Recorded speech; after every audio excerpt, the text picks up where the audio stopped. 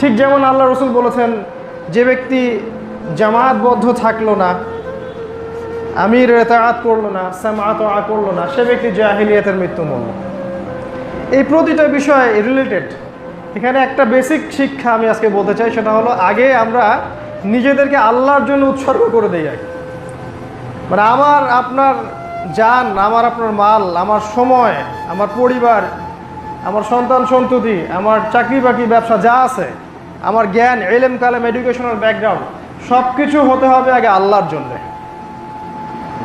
যদি আল্লাহকে সর্বোচ্চ ভালো না বাসতে পারি, আমরা ইনক্লুডিং আমি আপনি সবাই, আমরা আল্লাহর পথে কিছুই করতে পারবো না। রাসূলুল্লাহ সাল্লাল্লাহু আলাইহি ওয়াসাল্লাম সর্বপ্রথম সাহাবায়ে কেরামের মধ্যে এই চেতনাটা জাগ্রত করেছিলেন যে দুনিয়ার সব কিছুই মিথ্যা, প্রতারণা, মরীচিকা, তোমার পরকালী খয়রুন ওয়া আবকা, এটাই চিরস্থায়ী, এবং সেখানে তোমার সাথে শুধু আল্লাহই থাকবে, আর কেউ থাকবে না। কিছু প্র্যাকটিক্যাল কথা বলছি আজকে প্র্যাকটিক্যাল কিছু কথা বলবো ইনশাআল্লাহ। আমাদের আশপাশে যারা আছে এরা শুধুমাত্র আপনার অবস্থানকে ভালোবাসে, আপনাকে ভালোবাসে না। আপনার গার্লফ্রেন্ড, ইনক্লুডিং আপনার স্ত্রী, আপনার সন্তান সন্ততি, আপনার আত্মীয় স্বজন, পিতামাতা, বন্ধু বান্ধব, এভরিবডি আপনার অবস্থানকে ভালোবাসে। বিশ্বাস হচ্ছে না? আপনি ভালো কিছু করেন, আপনার স্ট্যাটাসটা ভালোর দিকে আসুক, তারা আপনার সাথে এমন আচরণ করবে যেন আপনার চেয়ে ভালো মানুষ পৃথিবীতে আর নাই। দুধে ধোয়া তুলসী পাতা, আপনি আপনার আনুগত্য করবে, আপনার কথা শুনবে, আপনি উঠতে বললে উঠবে, বসতে বললে বসবে। আপনি কি মনে করছেন এগুলো সব তারা মন থেকে করছে? না আল্লাহ, লা আল্লাহ, মন থেকে না। বিকজ আপনি তাদেরকে সন্তুষ্ট করতে পেরেছেন। আর যখন সেই আপনি এমন কোনো কাজ করবেন, কিছু একটা পাপ করে বসছেন, বা আপনার স্ট্যাটাস কমে গেছে, বা টাকা পয়সা কমে গেছে, বা চাকরি হারায় ফেলছেন, বা দারিদ্রতা আপনাকে পেয়ে বসছে, বা আপনি দিনের পথে কাজ করতে গিয়ে অপবাদ পাইছেন, আপনাকে জেলে ঢুকাই দিছে, ওই কাছের মানুষ আপনাকে দেখতে আসবে না। মনটা এরকম করে শক্ত করে নিয়ে আল্লাহর সাথে সম্পর্ক করে তারপরে নামাজে আসেন, শান্তি পাবেন ইনশাআল্লাহ। দেখবেন যে আপনি শান্তি পাচ্ছেন এবং আল্লাহর সাথে আপনার একটা সরাসরি অ্যাটাচমেন্ট হচ্ছে। সলাতে আপনার চোখ দিয়ে পানি ঝরবে, ফিল করতে পারবেন আল্লাহকে। ওই যে আল্লাহ পাক বলছেন না যে আমি বান্দার কান হয়ে যাই, চোখ হয়ে যাই, হাত হয়ে যাই, ওইটা আপনি ফিল করতে পারবেন। এই জিনিসগুলো আমাদের ঘরানার মধ্যে আলোচনা হয় কম, এই জন্য আমরা একটু কাঠখোট্টা টাইপের হয়ে গেছে। হৃদয়ের এই যে কলবের বিষয়গুলো, এগুলো আলোচনা আসা উচিত। আল্লাহর জন্য নিজেদের সব কিছুকে আগে উৎসর্গ করি, তারপরে দিন প্রতিষ্ঠা, দিন প্রচার, দিন যে খেলাফত, জিহাদ, দাওয়াত, এগুলোর কথা পড়ে। যাদের এই জায়গা স্বচ্ছ না, তারা দিনের পথে চলতে গিয়েও বেশি দূর যেতে পারবে না। তাদেরকে আবারও বারবার ফিরে আসতে হবে। আল্লাহ পাক আমাদের সবার জান, মাল, সময়, শ্রম যা আছে আল্লাহর জন্য উৎসর্গ করার তৌফিক দান করুন। আল্লাহ পাক সূরা তাওবার মধ্যে বলেছেন, কুল ইন কানা আবাউকুম, হে নবী বলে দিন, যদি তোমাদের বাবারা, ওয়া আবনাকুম তোমাদের সন্তান সন্ততিরা, ওয়া ইখওয়ানাকুম তোমাদের ভাইয়েরা, ওয়া আজওয়াজুকুম তোমাদের স্ত্রীরা, ওয়া আমওয়ালুন তারাফতুমুহা তোমাদের মাল সম্পদ যেগুলো তোমরা অর্জন করো, ওয়া তিজারাতান তাখশাউনা কাসাদাহা এবং তোমাদের ব্যবসা যেগুলোর ক্ষতির আশঙ্কা তোমরা করছো, ওয়া মাসাকিনু তারদাউনাহা এবং সেই সব বাড়ি যেগুলো তোমাদেরকে পুলকিত করে। কয়েকটা কথা বলেন আল্লাহ। তোমাদের বাবা, তোমাদের সন্তান, তোমাদের ভাই, তোমাদের ওই যে স্ত্রীরা, তোমাদের টাকা পয়সা, স্ট্যাটাস, বাড়ি গাড়ি, এগুলোই আর কি। এগুলো যদি তোমাদের কাছে আহাব্বা ইলাইকুম মিনাল্লাহি ওয়া রাসূলিহি, এই বিষয়গুলো যদি তোমাদের কাছে আল্লাহ এবং তার রাসূলের চেয়ে বেশি প্রিয় হয়ে থাকে, আল্লাহ এবং তার রাসূলের চেয়ে বেশি প্রিয় হয়ে থাকে, ওয়া জিহাদিন ফি সাবিলিহি এবং আল্লাহর পথের জিহাদের চাইতে বেশি পছন্দের হয়ে থাকে, ফাতারাব্বাসু আল্লাহ বলছেন অপেক্ষা করতে থাকো। কিসের অপেক্ষা? হাত্তা ইয়াতিয়াল্লাহু বিআমরি, যতক্ষণ পর্যন্ত আল্লাহ পাক তার পক্ষ থেকে শাস্তি না পাঠাচ্ছেন, এই সময়ের অপেক্ষা করতে থাকে। ইন্নাল্লাহা লা ইয়াহদিল কওমাজ যালিমিন, নাকি ফাসিকিন। ওয়াল্লাহু লা ইয়াহদিল কওমাল ফাসিকিন, আল্লাহ পাক এই ফাসিক সম্প্রদায়কে হেদায়েত করেন না। এই যে যে কথাগুলো আল্লাহ পাক বলেছেন, এগুলো থেকে আমাদের মনটাকে আগে মুক্ত করতে হবে। কোনো কিছুর দিকে ঝুঁকে যাবেন না, কারণ দুনিয়ার এই মোহগুলোর দিকে আমরা ঝুঁকে গেলে আল্লাহ পাকের পথে সর্বোচ্চ বিলিয়ে দিতে পারবো না, এটা সম্ভব না। মনে রাখতে হবে, দিন শেষে আমাকে, আপনাকে, সবাইকেই ইন্ডিভিজুয়ালি একাকী আল্লাহর সামনে দাঁড়াতে হবে। আল্লাহ পাক আমাদের সবাইকে ইব্রাহিম আলাইহিস সালামের মতো বলার তৌফিক দান করুন যে ইন্না সলাতি ওয়া নুসুকি ওয়া মাহইয়ায়া ওয়া মামাতি লিল্লাহি রাব্বিল আলামিন। এরপরে আপনি দিন শিখতে আসেন, ইনশাআল্লাহ আপনি প্রশান্তি পাবেন। আজকে আমরা কি শিখতে পারি? আজকে আমরা যুবকদের জন্য একটা অনুপ্রেরণামূলক সূরা, সূরাতুল কাহফ, এখান থেকে কিছু আলোচনা করতে পারি। এটা নিয়ে আমি আগেও আলোচনা করেছি, কিন্তু আজকে এটা একটু ডিফারেন্ট হবে ইনশাআল্লাহ।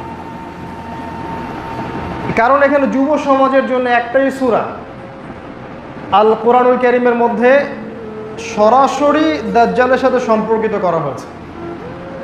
রাসূলুল্লাহ সাল্লাল্লাহু আলাইহি ওয়াসাল্লাম বলেছেন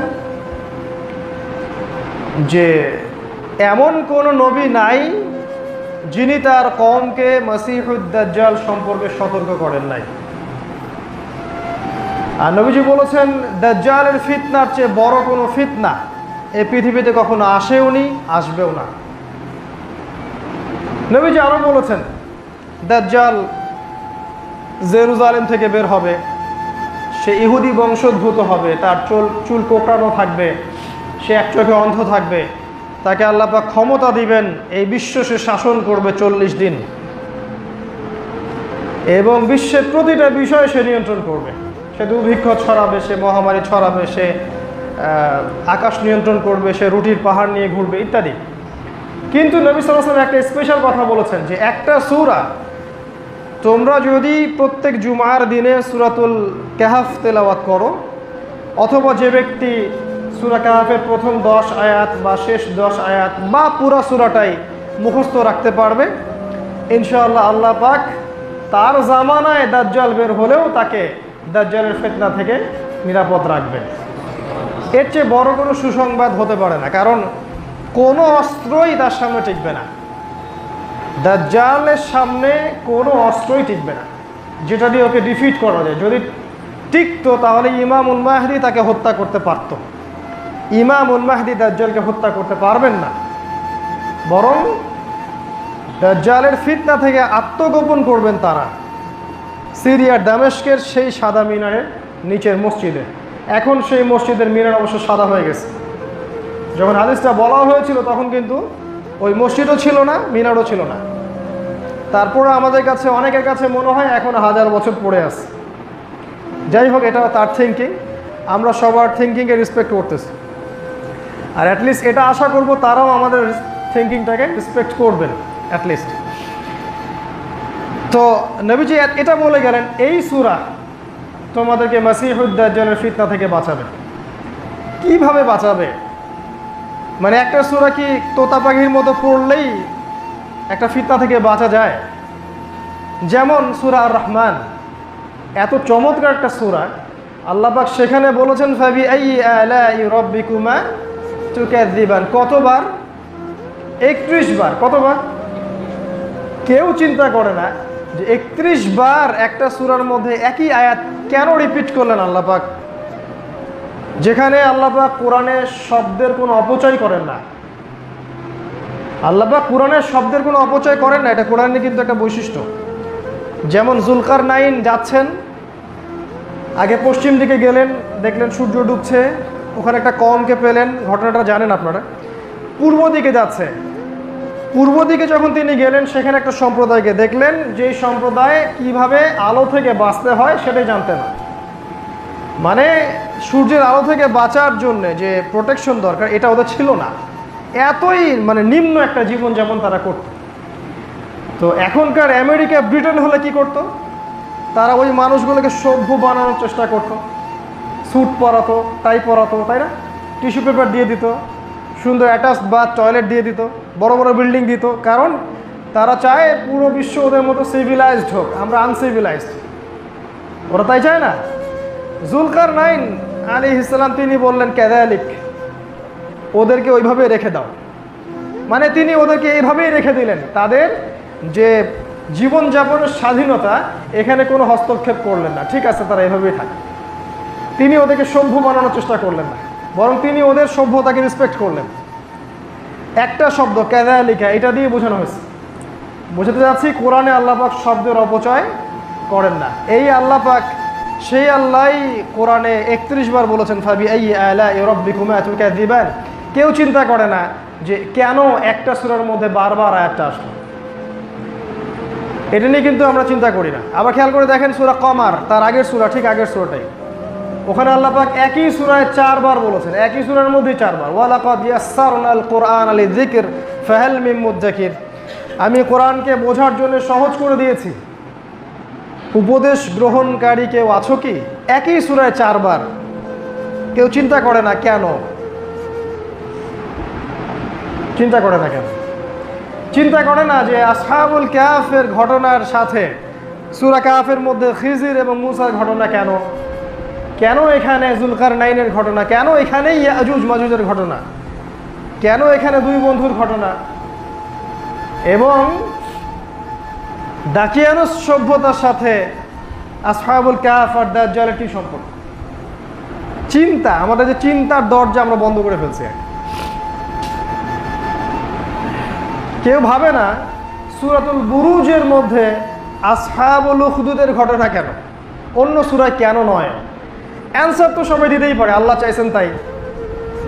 তা আল্লাহ পাক এমনি এমনি কোনো কিছু চান না, আর কোরআনে অ্যাক্সিডেন্টলি কোনো কিছু হয় না, প্রত্যেকটা কিছু না কিছু কারণ থাকে। এই কারণটা আমরা যে খুঁজবো এটা আল্লাহ পছন্দ করেন। আল্লাহ পাক চান আমরা কোরআন নিয়ে গবেষণা করি। এই আসহাবুল কাহফের এই সূরাটাও কিন্তু তোতা পাখির মতো পড়ার জন্য আল্লাহ পাক দেন নাই। নিঃসন্দেহে এটা তোতা পাখির মতো পড়লেই দাজ্জাল থেকে কেউ বাঁচতে পারবে না, এটা স্বাভাবিক। তাহলে কীভাবে পড়তে হবে? নিঃসন্দেহে এর ভিতরে ঢুকতে হবে। একটা সেশনে পুরো সূরার ভিতরে ঢোকা সম্ভব না। আমি কিছু চিস্ট আপনাদের সামনে আজকে বলে দিব, যাতে করে এই সূরাটাকে নিয়ে আগামী রমাজান, এই পুরো রমাজান সময়টুকু আপনি রিসার্চ করেন, অ্যাটলিস্ট ভাবেন, চিন্তা করেন, প্রতিটা তাফসীর গ্রন্থকে একসাথে নিয়ে বসে একটা কনক্লুশনে আসেন যে আসলে এই সূরার মধ্যে কি কি পয়েন্টস আছে যেগুলো আপনাকে দাজ্জাল থেকে বাঁচাবে। কারণ দাজ্জাল নিয়ে এখন আলোচনা খুব একটা হয় না, এটাই দাজ্জালের আগমনের একটা বড় সাইন, যে দাজ্জালের আগমনের আগের যুগে মানুষ দাজ্জালকে নিয়ে কথা বলবে না, মনে করবে এটা রূপক একটা বিষয়, এটা নিয়ে কথা বলার কিছু নাই, যখন আসবে তখন দেখা যাবে ইত্যাদি। এখন সেই যুগ চলছে। রাসূলুল্লাহ সাল্লাল্লাহু আলাইহি ওয়াসাল্লাম মক্কায় দাওয়াত দিচ্ছিলেন। তার দাওয়াতের মূল পয়েন্ট ছিল আসলে তাওহীদ, রিসালাত এবং আখিরাত। মক্কায় অনেক সমস্যা ছিল, মক্কায় শিরিক ছিল, রিবা ছিল, মদ ছিল, নারীর অবমাননা ছিল, আর গোত্রীয় হানাহানি ছিল। রাসূলুল্লাহ সাল্লাল্লাহু আলাইহি ওয়াসাল্লাম এগুলো থেকে মানুষকে বের করছিলেন ইসলামের ভিত্তিতে। মক্কার কাফেরদের সেটা পছন্দ হলো না। যখন সত্যের দাওয়াত ছড়িয়ে পড়বে তখন বাতিলপন্থীদের এটা পছন্দ হবে না, এটা স্বাভাবিক। আমার ওস্তাদ বলেছিলেন যে যখন হকের দাওয়াত সমাজে প্রচার করতে শুরু করবো তোমরা, তখন 4 শ্রেণীর বাধা আসবে, 4টা মহল থেকে বাধা আসবে। ফার্স্ট অফ অল তোমাদের বাধা আসবে পরিবার থেকে। পরিবারের লোকজন তোমাদের কথা শুনবে না এবং তোমাদেরকে ইসলামিক পথে চলা তো দূরের কথা, ওরা কীভাবে তোমাকে ঘরের মধ্যে বন্দি করে রাখা যায় চেষ্টা করবে। তোমরা মাদকদ্রব্য খাইলে ওদের টেনশন নাই, বাট দাড়ি ছেড়ে দিলে টেনশন, টাকনুর উপরে কাপড় পরলে টেনশন, নামাজ পড়তে গেলে টেনশন। আর ওই যে মিডিয়া দেখিয়ে দেওয়া হয়েছে কি কি সাইন থাকলে আপনার সন্তান সন্ত্রাসী, আর ওই সাইনগুলোতে একজন মুসলিমের মধ্যে চলেই আসবে। দাড়ি, আপনার পাগড়ি, আপনার টুপি, আপনার জুব্বা, সমাজ থেকে আপনি ডিটাচ থাকতেছেন, আপনি ওই যে বিয়ে বাড়ির প্রোগ্রামে যাচ্ছেন না, গিটার ভেঙে ফেলতেছেন, গান বাজনা ইনস্ট্রুমেন্ট ভেঙে ফেলতেছেন, এগুলো তো সব সন্ত্রাসীদের সাইন, তাই না? সন্ত্রাসীদের সাইন নয় এগুলো। এইগুলো আপনার মধ্যে চলে আসবে, তখন পরিবারের লোকজন খেপে যাবে, বা তারা আপনাকে এইখান থেকে বের করাটা ওদের জন্য জিহাদ হয়ে যাবে আর কি। ওরা চাইবে যে কোনোভাবেই আপনাকে এখান থেকে, এই ভুল পথ থেকে, এই বিভ্রান্তি থেকে বের করে প্রগতি, উন্নতি, অগ্রগতির পথে নিয়ে আসতে। আপনি এগিয়ে যাবেন। আমরাও বলি হ্যাঁ আপনারা এগিয়ে যাচ্ছেন, কিন্তু সেটা জাহান্নামের দিকে। তো পরিবার থেকে প্রথম বাধাটা আসবে। সেকেন্ড বাধাটা হচ্ছে সমাজ। সমাজ একটা ফ্লোতে চলছে, জাহেলি ফ্লো, যে সমাজের এডুকেশন সেক্টর শিরকে ভরা, মিডিয়াগুলো শিরকে ভরা, সংস্কৃতি শিরকে ভরা। যে সমাজের মধ্যে আপনি দেখবেন যে একটা হৃদ্যতা, ভালোবাসার বন্ধন এটা উঠে গেছে, প্রতিবেশীর হক নাই, আত্মীয় স্বজনের মধ্যে হক নাই, ডিটাচ, দূরত্ব, এবং শয়তানের যত অস্ত্র, মাদক, জিনা, পর্নোগ্রাফি, ব্যভিচার সব ভর্তি সমাজে। এই সমাজ আপনার সত্যকে মেনে নিবে না, তারা আপনার বিরোধিতা করবে। সেকেন্ড অপশন, সেকেন্ড বাধা আপনি পাবেন। থার্ডটা হচ্ছে আপনার ধর্মনেতা। ধর্ম যারা প্রচার করে আর কি, ধর্মনেতা যারা আছে আর কি, রিয়েল যে ধর্মটা আছে, রিয়েল ইসলাম, প্রপার ইসলাম, পরিপূর্ণ ইসলাম, এইটার প্রচার করলে অনেক সময় ধর্ম নেতাদের অনেক ক্ষতি হয়ে যায়। তাদের ব্যবসা বন্ধ হয়ে যায়, তাদের পপুলারিটি কমে যায়, তাদের কথা মানুষ না শুনে অন্য মানুষের কথা শুনছে কেন, তাদের টাকা পয়সার আর্নিং সোর্স অনেক সময় কমে যায়, ওই যে দরগাগুলো বন্ধ হয়ে যায়, জিলাপি খাওয়া বন্ধ হয়ে যায়, তখন ধর্ম নেতারা আপনাকে বাধা দেবে। এরাই আপনার দেখবেন যে সবচেয়ে বেশি বিরোধিতা করবে। বাংলাদেশের বাস্তবতা হচ্ছে ধর্ম নেতারাই আর একজন আলেম বা তালেবে ইলম বা স্কলার তাকে ভিতরে ঢুকানোর জন্য এনাফ। আর আমাদের সেকুলার সিস্টেম এটা খুব ভালো করেই জানে যে এদেরকে দিয়ে এদের সাথে পলিটিক্স করানো যাবে, তাই এরা একদলকে হাতে রাখে, একদলকে আরেক দলের বিরুদ্ধে লাগিয়ে দেয়। এটা ধর্মকেন্দ্রিক একটা বাধা ধর্ম নেতারাই দিয়ে থাকে, ওদেরকে কিছু করতে হয় না। এটা হয়ে আসছে দেশে এবং আগামীতেও হবে ইল্লা মাশাআল্লাহ। আর 4 নম্বর বাধাটা আপনি পাবেন রাষ্ট্র থেকে। এটা পরের সবচেয়ে হাইয়েস্ট লেভেলের বাধা। এটা সবচেয়ে হাইয়েস্ট লেভেলের বাধা হকের পথে। রাষ্ট্র থেকে বাধা আসবে। কোন রাষ্ট্র? ইসলামিক রাষ্ট্র থেকে নয়। যে রাষ্ট্রের মধ্যে দেখবেন জাহেলিয়াত আছে, বা শিরিক আছে, বা আল্লাহ বিরোধী বিষয়গুলো আছে, আল্লাহ বিরোধী কনস্টিটিউশন, রিবা, শিরিক, ডেমোক্রেসি, সেকুলারিজম, অন্যান্য মতবাদগুলো আছে যেগুলো ইসলামের সাথে সাংঘর্ষিক, তখন রাষ্ট্র থেকে বাধা আসবে। এই 4টা শ্রেণী থেকে বাধা আসে সাধারণত যখন আপনি হকের পথে চলবেন। রাসূলুল্লাহ সাল্লাল্লাহু আলাইহি ওয়াসাল্লাম, ইব্রাহিম আলাইহিস সালাম এবং আসহাবুল কাহফ সবার ক্ষেত্রেই একই ঘটনা ঘটেছে। এটা কানেকশন। দেখেন ইব্রাহিমের দিকে তাকায় দেখেন, ওই যে পরিবার বাপ বের করে দিল, সমাজ তর্ক করতেছে চাঁদ তারা নিয়ে, ধর্মনেতারা তাকে গালিগালাজ করলো, বের করে দিল, মূর্তি কেন ভাঙলে, আর রাষ্ট্রনেতা নমরুদ আগুনে ফেলে দিল। সব মিলে যাবে। সিমিলার অবস্থা রাসূল সাল্লাল্লাহু আলাইহি ওয়াসাল্লামের জীবনে দেখেন, তার চাচারা তার শত্রু, পরিবার থেকে শত্রুতা, সমাজের মানুষ দেশ থেকে বের করে দিল, ধর্মনেতারা তাকে এই ধর্মকেন্দ্রিক ডিফেন্ড করতে শুরু করলো। একইভাবে আসহাবুল কাহফ, তারাও ছিল সমাজের সম্ভ্রান্ত বংশের মানুষ, ওদেরকেও পরিবার থেকে বাধা দেওয়া হলো, রাষ্ট্র থেকে বাধা দেওয়া হলো। এক পর্যায়ে তারা গুহায় চলে গিয়ে রাত্রি যাপন করতে শুরু করলেন। একই সুন্নাহ। একটা কথা বলি, যদি এ যুগেও ইসলামের পথে চলার ক্ষেত্রে এই সুন্নাহগুলো আপনাকে ফেস করতে না হয়, তাহলে কোনো সন্দেহ নাই যে আপনি বাতিলের উপরে আছেন, কোনো সন্দেহ নাই। যদি আমি চলার পথে এই প্রতিবন্ধকতাগুলো পাই, তাহলে একটাই কনক্লুশন, এটা কবুলিয়াতের লক্ষণ, এটাই কবুলিয়াতের লক্ষণ। আর এখন যদি পুরো ইসলাম দাওয়াতি কাজ করার পরেও তাগুত, কাফের, ফাসেক, জালেম, মুশরিক আর মুনাফিকরা আমাকে নিয়ে লাফালাফি করে, আমাকে প্রমোট করে, বা আমার গায়ে কোনো আঘাত না আসে, আমাকে তেল সাবান দিয়ে মানুষ করতে থাকে, তাহলে বুঝতে হবে যে আমি যতই দাবি করি আমি সঠিক পথে আছি, আলটিমেটলি আমি সঠিক পথে নাই। এটা মৃত্যুর পরেই তারা বুঝতে পারবে ইনশাআল্লাহ। এটা সুন্নাহ, চিরায়ত সুন্নাহ। রাসূল সাল্লাল্লাহু আলাইহি ওয়াসাল্লাম মক্কায় কাজটা করছিলেন, ধর্ম নেতারা বাধা দিল। কিভাবে? তাদের কাছে কোনো ধর্মগ্রন্থ ছিল না, তারা চলে গেল মদিনায়। মদিনায় গিয়ে তারা দেখলো সেখানে ইহুদিরা বাস করছে। ইহুদিরা মদিনায় কি করছিল? ইহুদিরা মদিনা অপেক্ষা করছিল সর্বশেষ নবীর জন্য। ইয়ারিফুনাহু কামা ইয়ারিফুন আবনাহুম। আমাদের আল্লাহ পাক বলেছেন কোরআনের মধ্যে যে ইহুদিরা শেষ নবীকে চিনত ঠিক যেমন করে তারা তাদের সন্তানদেরকে চিনত। মানে তাওরাতে এবং ইনজিলে মুহাম্মদ সাল্লাল্লাহু আলাইহি ওয়াসাল্লামের নাম, তার বংশ, তার বাবার নাম সবই মেনশন করা ছিল। তো যাই হোক, ওই ইহুদিদের কাছে তাওরাত ছিল, ইনজিল ছিল। তারা শিখিয়ে দিল মক্কার কাফেরদেরকে যে মক্কায় ফিরে গিয়ে এই ব্যক্তি যে নবী দাবি করেছে তাকে 3টা প্রশ্ন করবে। এই 3টা প্রশ্নের উত্তর যদি সে দিতে পারে কোনো সন্দেহ নাই সে নবী। ঠিক আছে?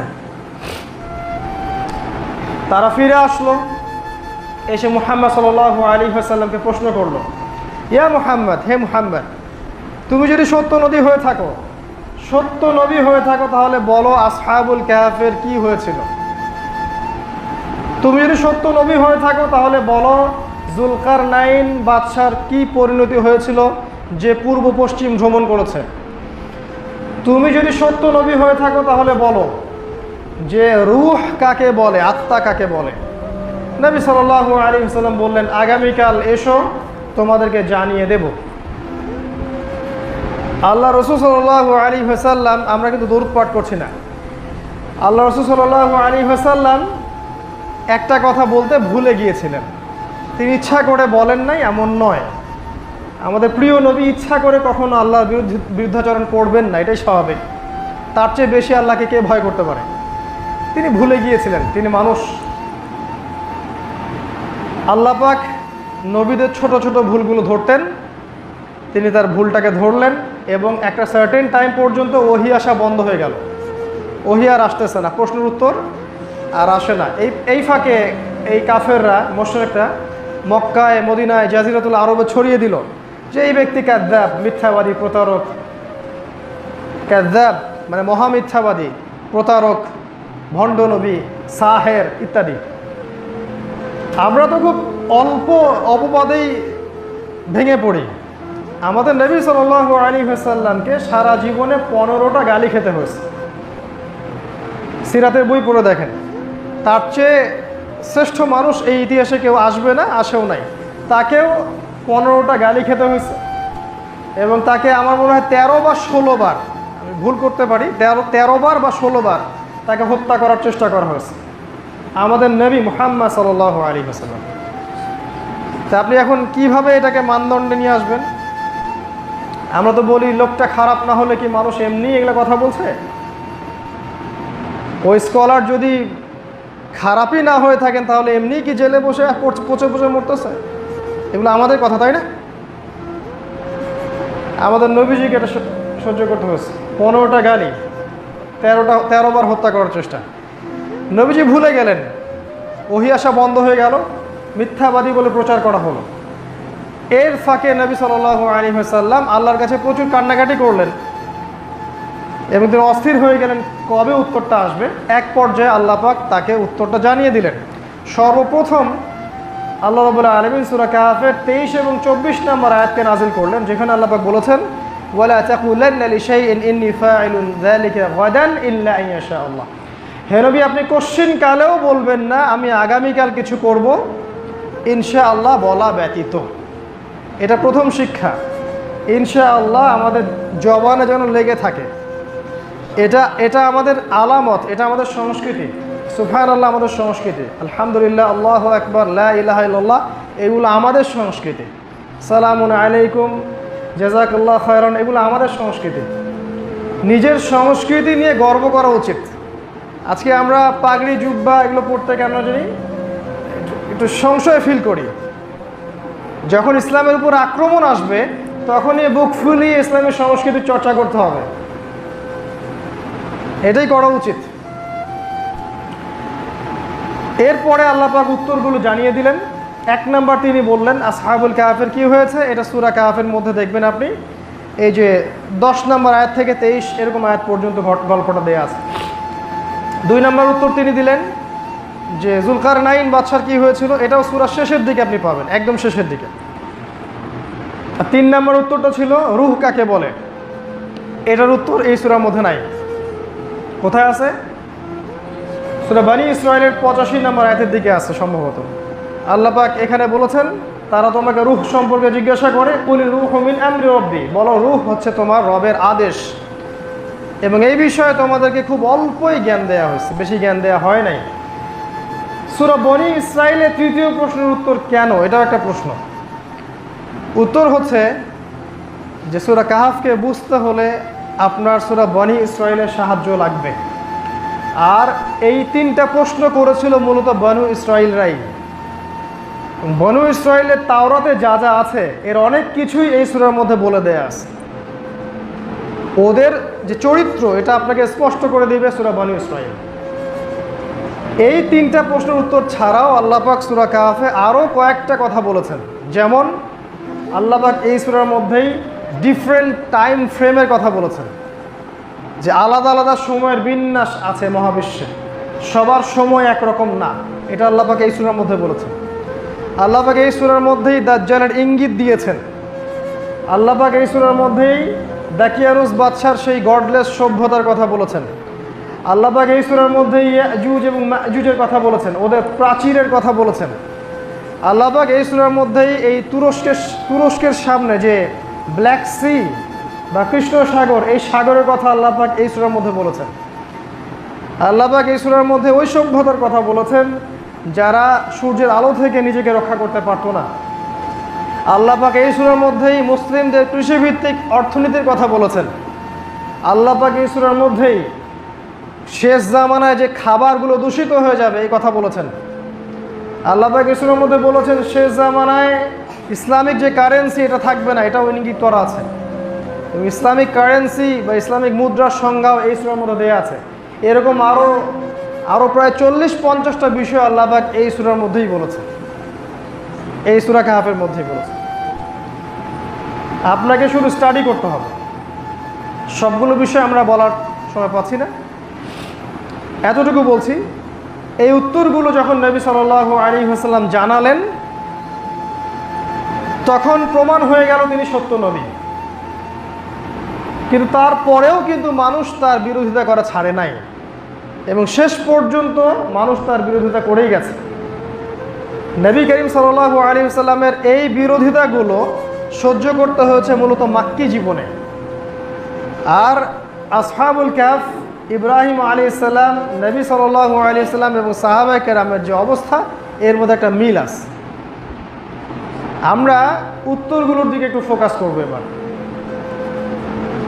প্রশ্ন করা হয়েছিল যে জুলকারনাইন বাদশার কি হয়েছিল, রূহ কাকে বলে, আসহাবুল কাহফের কি হয়েছিল। এই প্রত্যেকটা ঘটনা বোঝার জন্য প্রথমে যে জিনিসটা দরকার সেটা হচ্ছে ওই খিজির আলাইহিস সালামের মতো মুক্ত চিন্তা এবং আল্লাহর পক্ষ থেকে জ্ঞান। ওই এক্সটার্নাল জ্ঞান এবং ইন্টারনাল নলেজটা যখন আমাদের একসাথে হবে, তখন এই সূরাকে দিয়ে আমরা ইনশাআল্লাহ তাআলা এই প্রশ্নের উত্তরগুলো পাবো। আর একটা সবচেয়ে বড় বিষয় পাবো, সেটা হচ্ছে এই সূরাই আপনাকে দাজ্জাল থেকে বাঁচাবে। কখন বাঁচাবে? যখন আপনি সূরাটাকে বুঝতে পারবেন। এবং দাজ্জাল থেকে বাঁচার জন্য কি করণীয় এটাও আপনাকে এই সূরাটা বলে দিবে। আমরা আসহাবুল কাহফের প্রশ্নের দিকে তাকাচ্ছি একটু। আল্লাহ রাসূল সাল্লাল্লাহু আলাইহি ওয়াসাল্লাম বলেছেন, তাফসীরের বইগুলোতে এসেছে, হাদিসের মধ্যেও আছে, অনেকগুলো হাদিস আছে, অনেকগুলো তাফসীর। তিনি বলেছেন অনেক বছর আগে, এটা প্রায় 1000 বছর হতে পারে, 2000, 3000, আল্লাহ ভালো জানেন, একটা সভ্যতার কথা বলা হয়েছে। একটা সভ্যতা, একটা নগরী, একটা রাষ্ট্র, যে রাষ্ট্রটার প্রতিটা সিস্টেম ছিল আল্লাহ বিরোধী। সেখানে মূর্তি পূজা ছিল, সুদ ছিল, জিনা ছিল, আল্লাহ বিরোধী আইন ছিল, এবং আল্লাহ বলে যে কেউ আছেন এই কনসেপ্টটাও মানুষ ভুলে গিয়েছিল। এবং এই সমাজের সবচেয়ে বড় রোগটা ছিল এই সমাজের মানুষগুলো আল্লাহর সাথে শিরকে লিপ্ত ছিল। এটা বড় পাপ ছিল, ঠিক ওই মক্কার জাহিলি যুগের ওই কোরাইশদের মতোই, একদম সিমিলার ঘটনা। তো এরকম একটা সময় আল্লাহ রাব্বুল আলামিন হাতে গোনা 7 জন বা 9 জন যুবককে হেদায়েত করলেন। আবার বলছি যুবকদেরকে হেদায়েত করলেন, বুড়াদেরকে না। আল্লাহ পাক যুবকদেরকে খুব পছন্দ করেন। তিনি চান যুবকরা যেন আরশের ছায়া ছায়া পায়। এবং আপনারা জানেন যে কিয়ামতের মাঠে যে 5টা প্রশ্ন, তার দ্বিতীয় প্রশ্নটা হবে যে তোমার যৌবনকাল তুমি কোন পথে ব্যয় করেছো। এবং যারা আল্লাহর পথে তাদের যৌবনটা ব্যয় করতে পারবে, আল্লাহ পাক তাদেরকে আরশের ছায়ায় ছায়া দিবেন ইনশাআল্লাহ। ওই 7 জন বা 9 জন যুবককে আল্লাহ পাক হেদায়েত করলেন এবং তারা প্রথমে তাদের পরিবারের মধ্যে দাওয়াতটা গোপন রাখলো। আস্তে আস্তে তারা তাদের পরিচিত মহলে দাওয়াত দিতে থাকলো।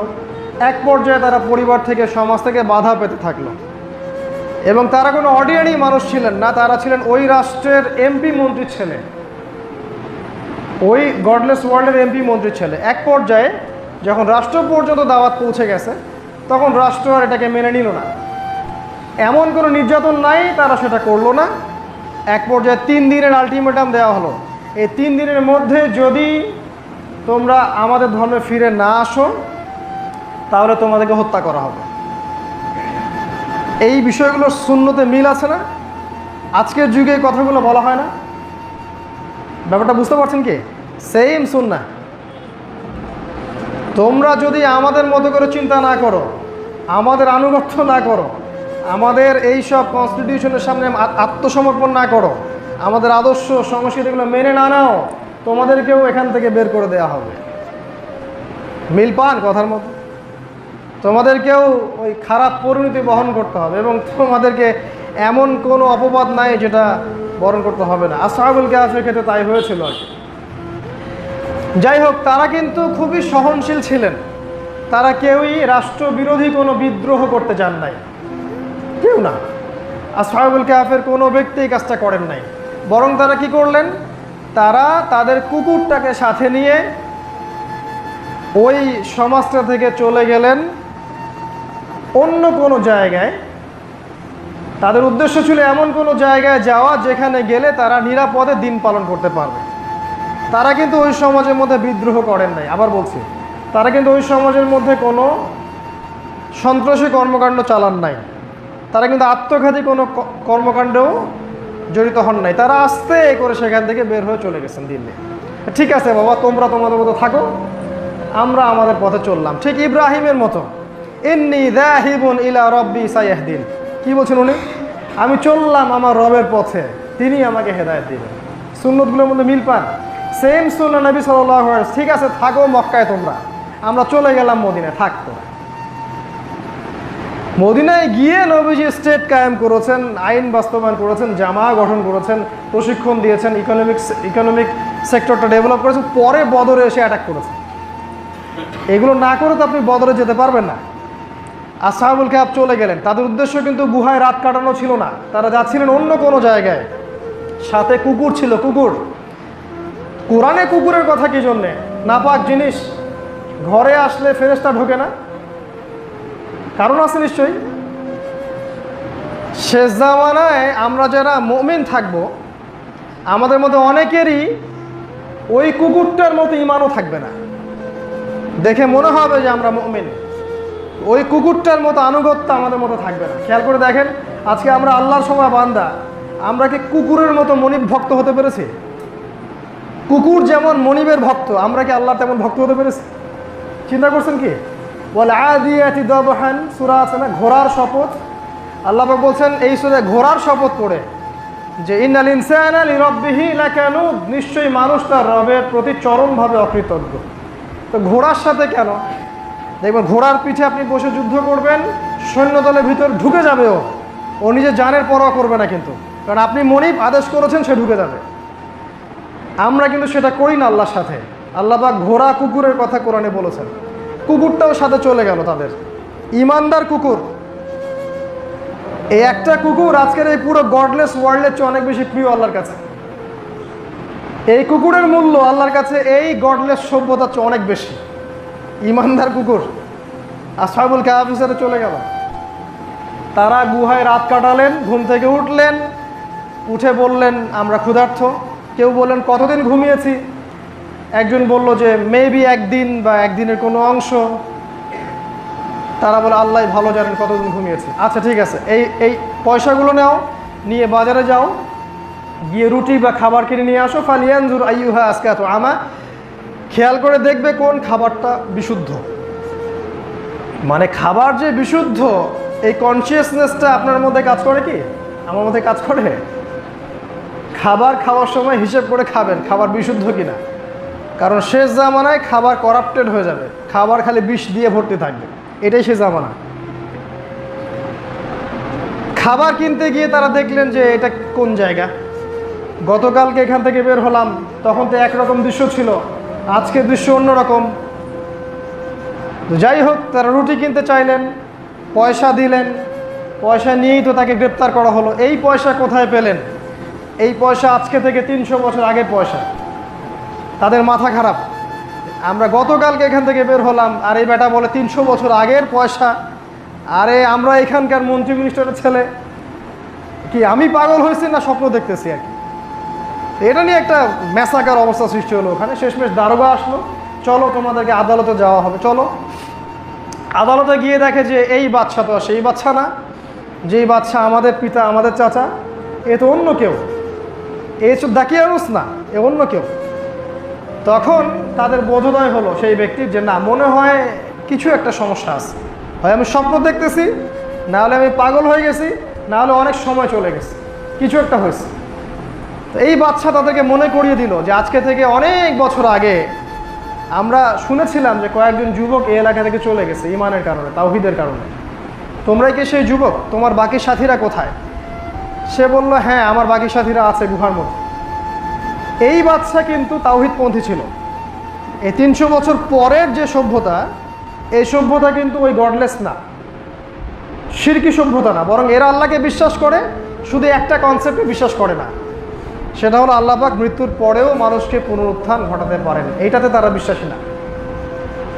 আল্লাহ পাক 300 বছর আগের কয়েকটা যুবককে দিয়ে 300 বছর পরের একটা সভ্যতাকে হেদায়েত দিলেন, যারা বিশ্বাস করে না আল্লাহ পাক মৃত্যুর পরেও মানুষকে জীবিত করতে পারেন। আল্লাহ পাকের হিকমা, আল্লাহ পাকের প্রজ্ঞা। তাই আমরা জীবিত থাকা কালীনই যে দিনের বিজয় দেখে যেতেই হবে এমনটা নয়। আমরা সবাই যদি শেষ মারা যাই, আমরা সবাইকে মেরে ফেলা হয়, দিন ইসলাম ঠিকই সামনে বিজয়ী হবে। ওরা চাক বা না চাক, আপনি কিছু করেন বা নাই বা করেন, কোনো ডাউট নাই। অতএব হীনমন্যতায় ভুগবেন না। এই জেনারেশন না হলে তার পরের জেনারেশন, না হলে তার পরের জেনারেশন,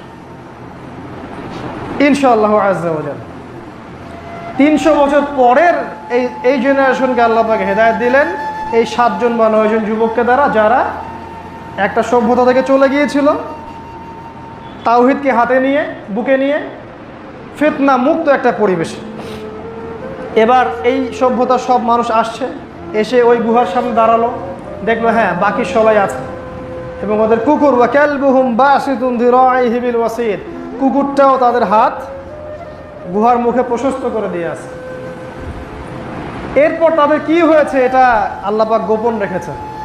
তারা মারা গেছেন না তাদেরকে তুলে নেওয়া হয়েছে না কি, এটা আল্লাহ পাক গোপন রাখছে।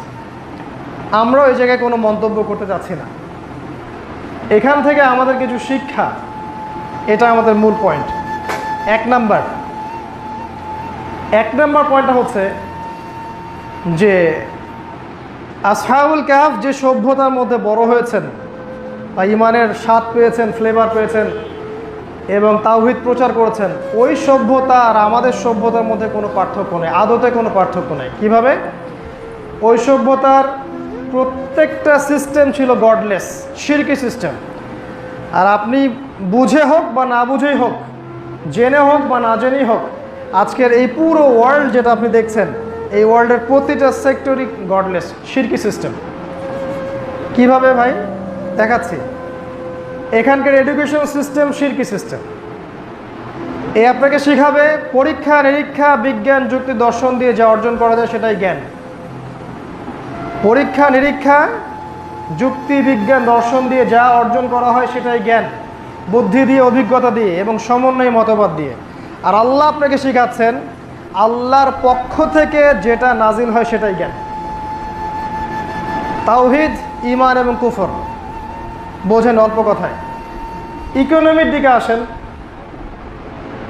আল্লাহ পাক দিয়েছেন জাকাত, সাদাকা, ব্যবসা, এগুলা। আপনাকে অন্য এই গডলেস ওয়ার্ল্ড দিয়েছে রিবা এবং সুদ এবং ঘুষ এবং প্রতারণাপূর্ণ মনিটরি সিস্টেম। তারা আল্লাহর হালালগুলোকে হারাম করেছে, আল্লাহর হারামকে তারা হালাল করেছে। আল্লাহ সুদ হারাম করেছিলেন, আমরা হালাল করেছি। আর আল্লাহর হালালকে কেউ যদি হারাম করে, হারামকে হালাল করে, এটাকে সূরা তাওবার 31 নম্বর আয়াতে বলা হয়েছে এটা শিরক। আপনার ইকোনমিক সিস্টেম শিরক, ফুল স্টপ। আপনার মিডিয়া, এটা আমার বোঝানোর প্রয়োজন নাই, আপনারা সব ভালো করে জানেন। এটা হচ্ছে শিরকের আকরা। এটা দিয়ে শিরকি মতবাদগুলো ছড়িয়ে দেওয়া হয়েছে, ব্রেইন ওয়াশ করা হয়েছে মানুষের। 5টা দিন বা 7টা দিন যদি ওরা প্রচার করে যে আগামী 10 বছরের মধ্যে মানুষ আর পৃথিবীতে থাকবে না, সবাই চাঁদে গিয়ে থাকবে, মানুষ বিশ্বাস করে ফেলাবে, হ্যাঁ এইটাই মনে হয় সত্য, এইটাই মনে হবে আসলে। চলো আমরা এই প্রিপারেশন নেই, টাকা পয়সা জমাই। এমনভাবে সাইকোলজিক্যাল ডমিনেন্স তারা করেছে, একটা জিনিস প্রচার করতেই থাকবে, মানুষ বুঝে নেবে হ্যাঁ আসলে এটাই মনে হয়।